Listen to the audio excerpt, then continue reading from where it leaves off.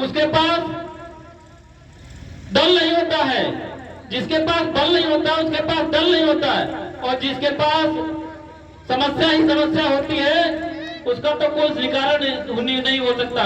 तो इस समस्या को निवारण के लिए हम लोग को सबसे पहले पढ़ना पड़ेगा, मतलब लड़ने से पहले पढ़ना पड़ेगा।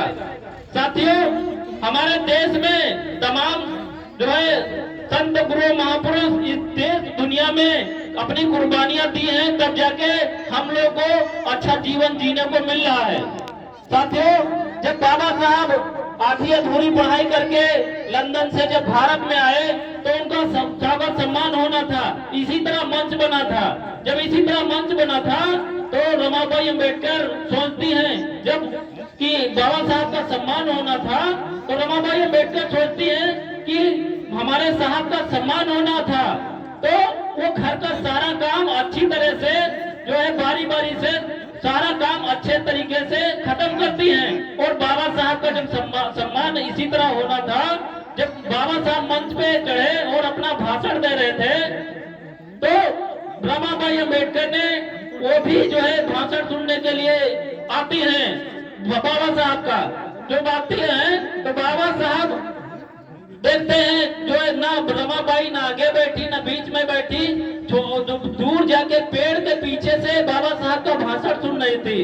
तो बाबा साहब जैसे ही भाषण दे रहे थे अपना, तो बाबा साहब जब बीच में भाषण अपना रोके और नजर पड़ गई रमाबाई अंबेडकर के ऊपर, तो बाबा साहब मंच से उतरे और रमाबाई अंबेडकर के पास जाते हैं।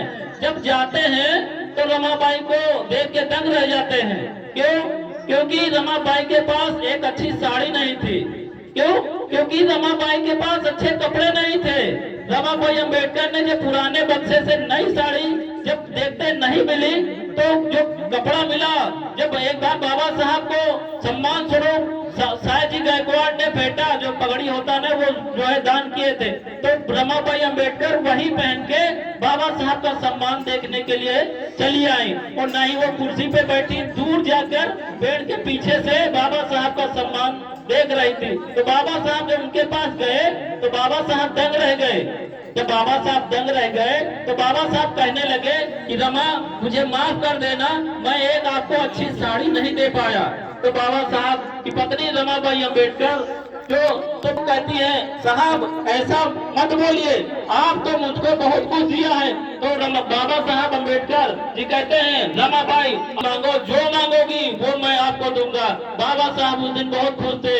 तो बाबा साहब सोचते थे कि ये कोई गहना मांगेगी या कोई अच्छी साड़ी मांगेगी। तो बाबा साहब की जो पत्नी थी उन्होंने यही शब्द कहा कि साहब, मेरे साहब, इस दुनिया में ऐसा काम करके जाना कि हर औरत, हर रमा एक अच्छी साड़ी पहने, ऐसा काम करके जाना। जो मतलब ऐसा मतलब त्याग और बखान बाबा साहब के सामने जब वक्तव्य रमाबाई अंबेडकर ने करती है, तो आज हमको अच्छा जीवन जीने का मिल रहा है।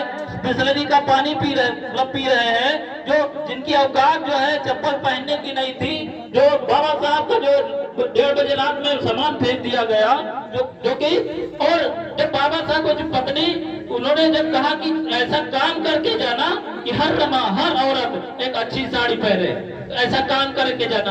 आज जो है साथियों, जब हम लोग बक्सा खोलते हैं, कोई जो है महिला बक्सा खोलती है तो भरभरा कर साड़ी गिर जाती है, तो हम लोग जो है देखने लगती है कि इसमें से कौन सी पहनूं। और उस जमाने में बताइए, बाबा साहब की पत्नी जो थी वो अच्छी साड़ी नहीं पहन पाई, तो उसके लिए हम लोग क्या त्याग कर रहे हैं। आप लोग बाबा साहब की पत्नी का जो त्याग था, बलिदान था, वो समझे। और जो है जो बाबा साहब 2 बाबा साहब का जो संविधान 2 वर्ष 11 माह 18 दिन में जब खूबसूरत संविधान देके गए हैं, तो उसको पढ़ना चाहिए। ये मूर्तियां हम ऐसे नहीं बनाए हैं, ये मूर्तियां देखने के लिए नहीं बनाए, ये मूर्तियां ना ही पूजा करने के लिए बनाए। इस मूर्तियों का ये उद्देश्य होता है कि हमारे पुरखे कभी गुलाम नहीं रहे। इस मूर्तियों को देखकर हमारी आने वाली पीढ़ी को यही विश्वास होगा कि हमारे पुरखे इस देश के शासक रहे हैं। तो हम क्यों ना जो है भारत का संविधान को पढ़ के इस देश में फिर से हम लोग को जो है शासक बनना चाहिए। तो आइए हम लोग एक संकल्प लेते हैं कि हम भारतीय संविधान को पढ़कर शिक्षा के बदौलत हम हम आगे बढ़ेंगे। और मैं एक अपील करना चाहूंगा कि आप लोग संकल्प लें, चाहे अपना बेटा हो चाहे बेटी हो, उसको इतना पढ़ाइए कि जो है बाबा साहब के दिखाए भारत में अनगिनत उनके शिष्य पैदा हों, और तभी बाबा साहब का और फूले और तथागत गौतम बुद्ध जी का सपना पूरा होगा, और तभी हम लोग सक्षम होंगे।